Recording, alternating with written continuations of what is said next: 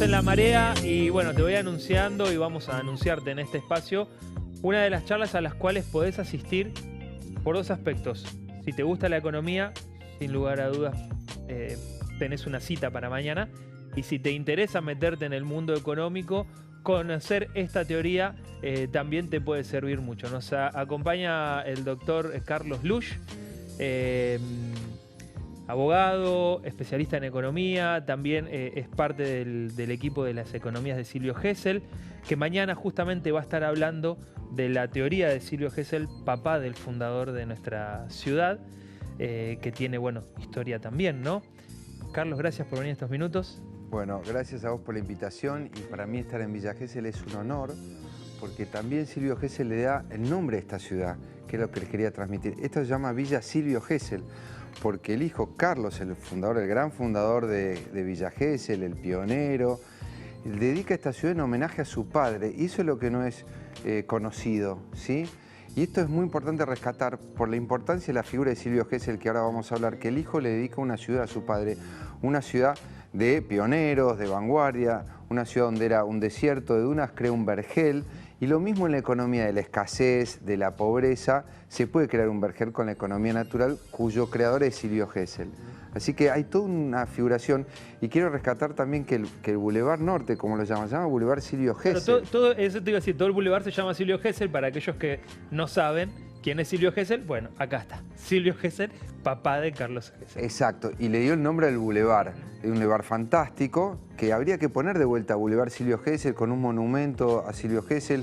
Hay una escultura de él en el chalet de Don Carlos, y se está redescubriendo en todo el mundo la figura de Silvio Gesell, porque no solo es padre de la economía natural, sino de la economía moderna, de la macroeconomía, de la disciplina hoy que se llama teoría keynesiana, que fue la que sacó a Estados Unidos de la Segunda Guerra Mundial. Todo el siglo XX utilizó la nueva economía moderna que fue escrita en Buenos Aires por Silvio Gesell, en una obra que se llama El orden económico natural por libre tierra y libre moneda, para que haya dinero libre, crédito barato y tierra accesible. Lo que ahí llamamos tierra, techo y trabajo, accesibilidad, eso es posible. En la naturaleza hay abundancia, hay recursos naturales y humanos. Los argentinos somos gente inteligente, muchos recursos humanos que hay que recuperar también en la educación. Por lo tanto, la figura de la crisis económica, Silvio decía que era antinatural. ¿Pero por qué es antinatural que se nucleó? Porque dice que son artificiales. ¿Por qué es artificial? Porque la tasa de interés que nosotros conocemos en la economía financiera, la usura, la tasa de interés compuesta, y hoy las conocemos como las LELIQ, es artificial. Forma parte de una distorsión de la economía real, de la economía verdadera, que es la economía financiera. La economía financiera es hija de la economía real y debió estar al servicio de la economía real y productiva, pero hoy se ha exacerbado tanto la economía financiera por el apalancamiento financiero y la tasa de interés acumulativa, que la economía real y todos nosotros como la economía productiva estamos al servicio de la economía financiera cuando la economía financiera debía estar al servicio de la economía real. Se dio vuelta. Si estuviese Silvio Gesell hoy aplicando su economía, ¿los bancos existirían? Existirían, pero no de la forma que existen actualmente. Los bancos tendrían que ganar una tasa de interés muy baja, una comisión, una diferencia entre la tasa pasiva, que es la que reciben por los depósitos, y la que entregan en los créditos. Un mediador sería el Estado y la gente, los ahorristas. El usuario del banco. Y los empresarios y la gente. Es decir, un intermediario, igual que el mercado de capitales. Bueno, igual que soy, pero sin grandes ganancias. Exactamente. Lo que ocurre hoy es que a los bancos les conviene la plata que reciben de ahorro prestársela al Estado y no trabajan. Las ponen en LELIQ, cobran 150, 200% por año y no le van a prestar a un emprendimiento, un canal, una radio, una pyme, que además en una economía como la nuestra, que no tiene mercado, se funden. Entonces le prestan al Estado y el Estado absorbe el crédito que debería ir para la gente. Recién yo te preguntaba, perdón, la idea de Silvio Gesell es que la plata o el dinero esté siempre en movimiento, no esté estancado, que siempre haya movimiento, que eso va a dar un fruto a quien haga el movimiento del dinero. Recién te preguntaba, ¿qué pasa con el ahorrista? Porque hoy hay mucha gente que prefiere ahorrar y no hacer circular. O si lo hace circular, moderadísimo. Sí. Prefiere tener más en el buche Sí. que hacerla circular. Correcto, es clave tu pregunta, porque lo que se estimula el sistema bancario y financiero actual, o sea, el diseño del dinero actual es la acumulación y no la circulación. Y Gesell dice que Silvio, que tiene que circular el dinero, como la sangre en el cuerpo humano, lo equivale al cuerpo social. El dinero es como la sangre del cuerpo humano, tiene que circular por todos los órganos, irrigar a todo el cuerpo social, porque donde no llega, como en el cuerpo humano no llega la sangre, se gangrena el miembro, el órgano. Nos morimos, la sangre lleva vitalidad, información, oxígeno. Y el dinero, el cuerpo social también. Entonces, si el dinero no circula y no llega a los rincones, tenemos pedazos de la sociedad que se van cayendo y tenemos un 50% de pobreza, lo cual es una barbaridad en un país rico. ¿Por qué? Por el diseño del dinero que realiza el Banco Central y el mercado financiero, que es acumulativo. Ahora, como la economía es monetarista y se achica y la economía del mercado se achica, lo que tenemos es una economía en recesión con ajuste. Por lo tanto, al achicarse, el Estado recauda menos dinero, hay menos impuestos y para el gasto público no tiene cómo cubrirlo. Entonces, ¿qué hace? Emite, porque tenemos déficit fiscal. El déficit se cubre de dos maneras, o con recaudación o deuda externa. Por eso tenemos una deuda externa gigante de 420.000 millones de dólares que no se ha invertido en la Argentina y también inflación para cubrir el déficit. Ahora, si yo tengo una economía de abundancia, tengo superávit fiscal y superávit comercial con el exterior. Entonces, la verdad, los dólares sobrarían y los pesos también. Lo que yo tengo que hacer es que circule el dinero. ¿Por qué? Pues si circula el dinero, tengo más cantidad de transacciones de compra-ventas por unidad de tiempo.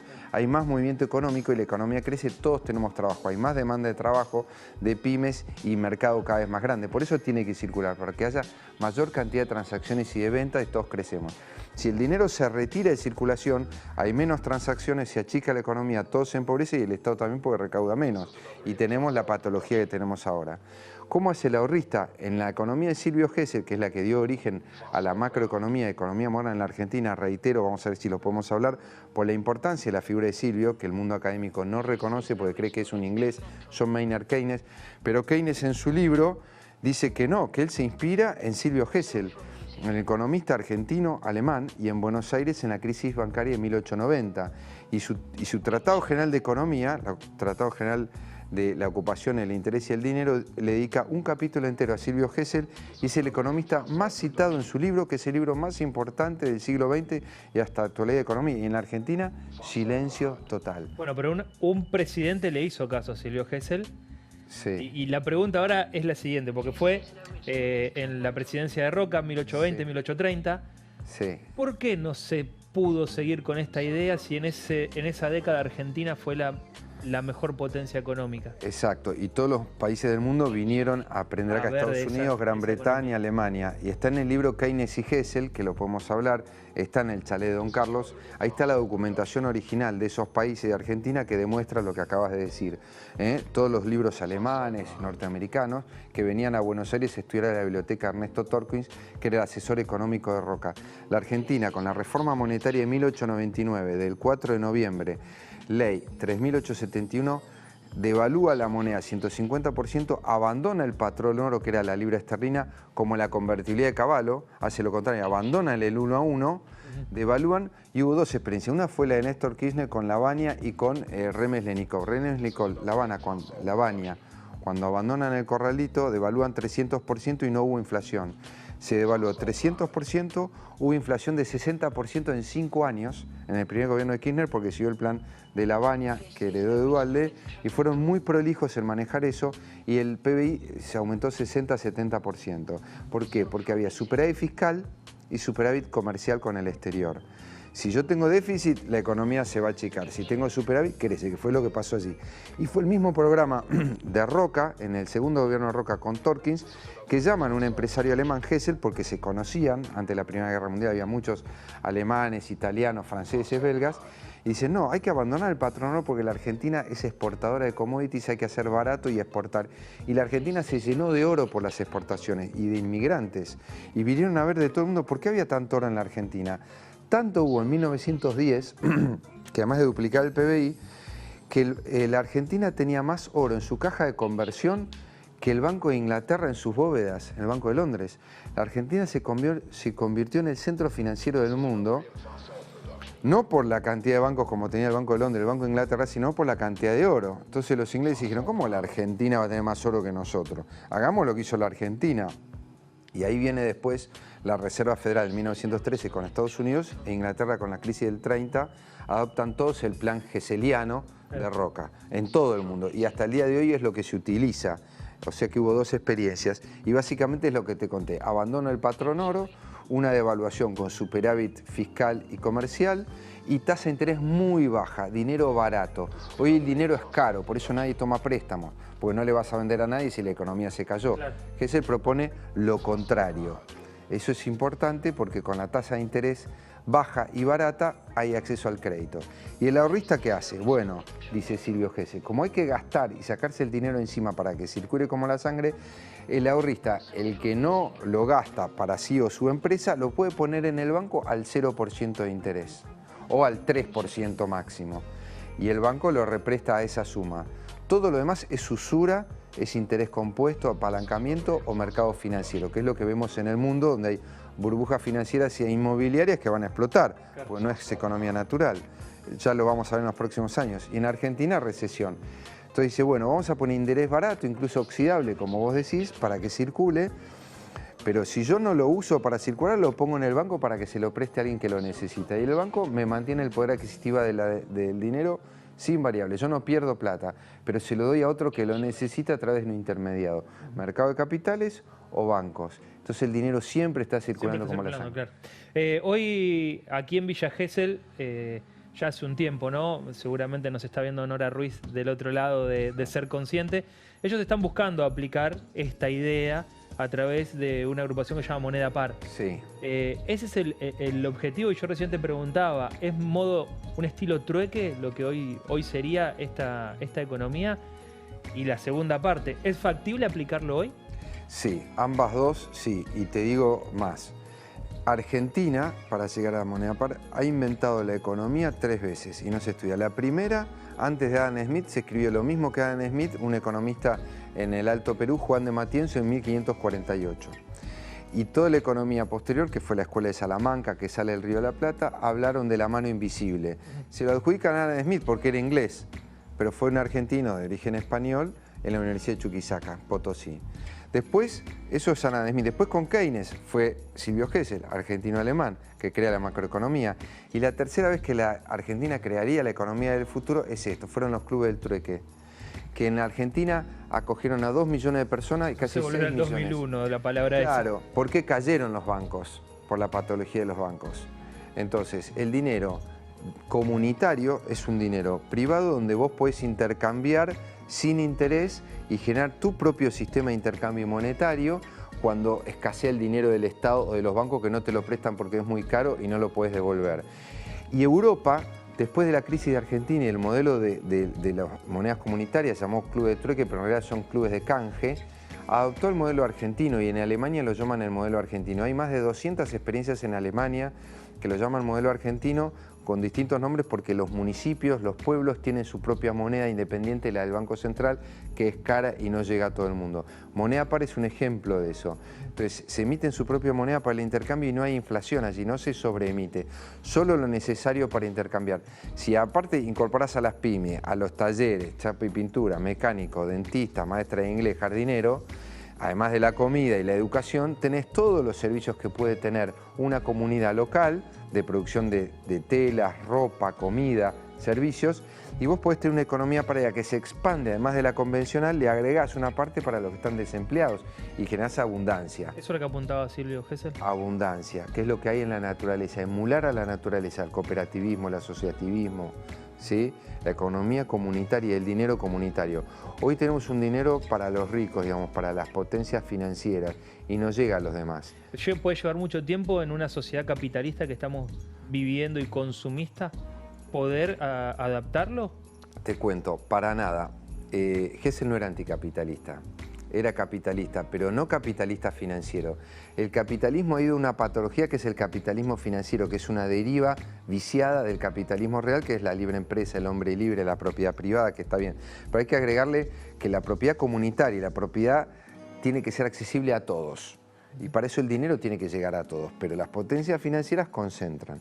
Entonces, para revertir esto, lo que tenemos que hacer, como mencionás, es generar esta posibilidad de un sistema asociativo donde el dinero circule para poder crear este modelo complementario, adicional al convencional, para que realmente haya circulación de bienes, creación de riqueza y propiedad privada, empresas privadas, cooperativas, asociaciones, pero con acceso al crédito.